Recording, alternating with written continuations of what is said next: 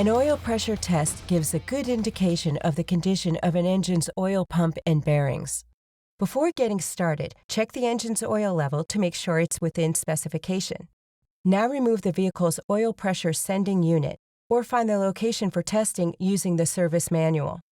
Your gauge set should have several different adapters to work on different models. Select the proper adapter and thread it into the test location hole. Now install the gauge into the adapter. Start the engine and observe the pressure at various engine RPMs.